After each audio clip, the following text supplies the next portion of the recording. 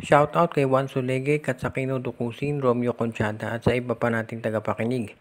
At ngayon dito sa balita natin, marami ang nagtatanong kung ito bang Barangay Ginebra ay handa nang i-trade itong si Stanley Pringle. Ito ngayon kasi tanong ng karamihan dahil doon sa mga reports na itong Phoenix ay mukhang naghahanap na raw ng mga trade offers para dito kay Tyler Tio. Kung inyo magugunita, ito si Tyler Tio, yan ang main point guard nitong Phoenix pero hindi siya masyado nakapaglaro dito sa nakaraang conference dahil sa mga injury.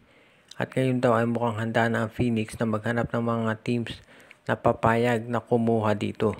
Tignan natin kung ito nga ay matutuloy pero maliwanag dito mukhang itong si Barangay Ginebra Coach Tim Cone ay handa ng pakawalan itong si Stanley Pringle at si Bon Pesumal para dito kay Tyler Tio.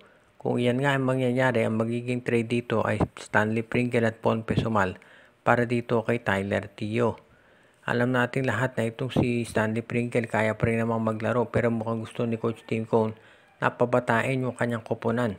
At kapag yan ay nangyari, magiging okay naman itong si Tyler Tio bilang ka-backcourt partner nitong si Maverick Hanmisi, si L.A. Tenorio, Nards Pinto, Scottie Thompson. Gagaan na rin yung backcourt rotation nila pag wala na si Pringle at si Pesumal at mabibigyan na rin ng playing time dito si Jeremiah Gray bilang shooting guard o small forward.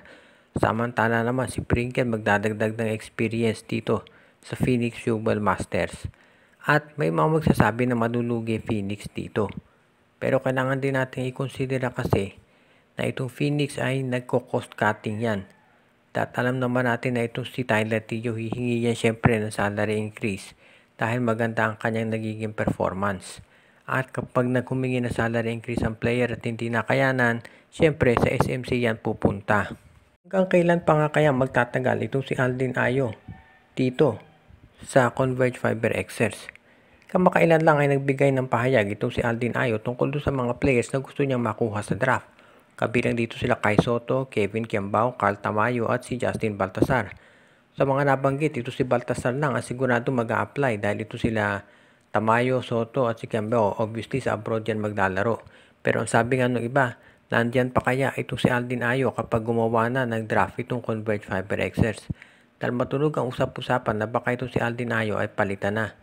Ang isang senyalis daw dito ay yung kinuha niyang player na si Jerick Balanza ay inalis na dito sa Converge Fiber Xers.